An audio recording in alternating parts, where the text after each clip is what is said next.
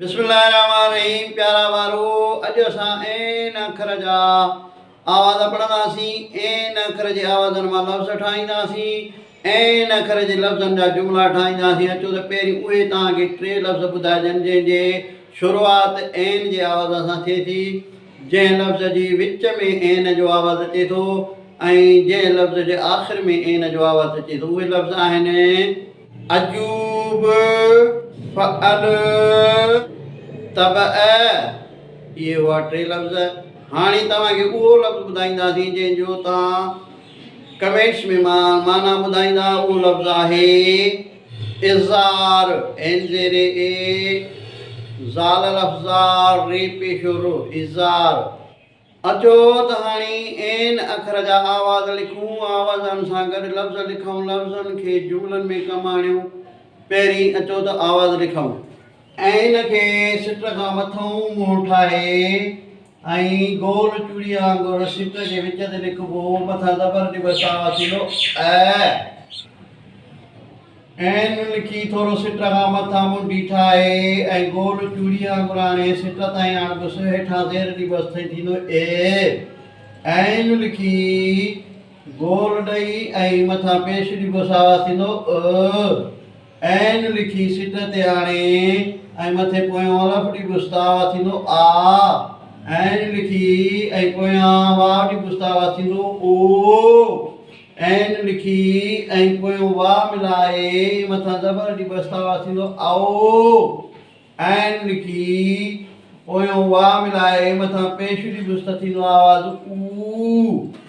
N लिखी ऐं पोयों ये ॾेई आवाज़ कढिबो ए। ऐन लिखी पोयां ये मिलाए मथां ज़बर ॾिबुस्तावा थींदो ए। ऐन लिखी ऐं पोयां ये मिलाए हेठां ज़ेर ॾिबुस्तावा थींदो ई।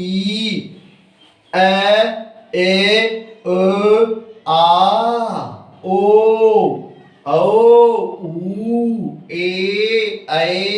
ई। इहे हुआ आवाज़। हाणे लिखंदासीं लफ़्ज़। लफ़्ज़ आहे पहिरीं ज़बर जो। ऐन ज़बर ऐ, लाम ज़बर ल, मीम पेशो म, अलम। वरी उन खां पोइ आहे ज़ेर वारो। इन ज़ेरे ए, लाम ज़ेरे ले, मीम पेशो म, इल्म। ऐन पेशो अ, दाल पेशो द, वाह ज़बर व, लाम ये ज़ेरे ली, उद्वली।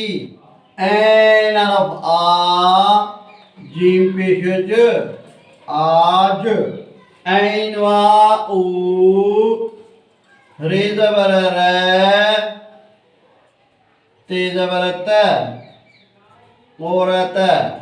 ऐन वाह ज़बर औ, लाम पेशो ल, औल। ऐन वाह पेशा ऊ, दाल पेशो द, ऊद। ऐन ये ए, नून ज़बर न, एन। वरी उन खां पोइ आहे एन ये ज़बर आई, नून ज़बर न, ऐन। ऐन ये ज़ेरे ई, दाल ज़बर द, ईद। ये हुआ लफ़्ज़। अलम, इल्म, उद्वली, आज, औरत, ओल, ऊद, एन, ऐन, ईद। इहे हुआ लफ़्ज़। हिननि जी माना आहे अलम जी माना अलम इस्लामी झंडो। अलम माना इस्लामी झंडो। इल्म, इल्म माना ॼाण। उद्वली माना बेफ़रमानी। आज, आज माना हाथीअ जो हलो। औरत माना माई।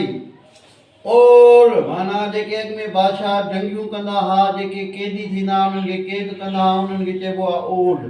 ऊद ख़ुशबूदार काठीअ जो नालो आहे, क़िस्म आहे हुनजो ऐन। ऐन माना अटकल रिथ, ऐन अखि, चशम। ईद, ईद माना ख़ुशीअ जो ॾींहुं। इहे हुआ ऐन अखर जा आवाज़ ऐं उन्हनि जा लफ़्ज़। हिन वीडियो खे लाइक कंदा, शेयर कंदा, फॉलो कंदा।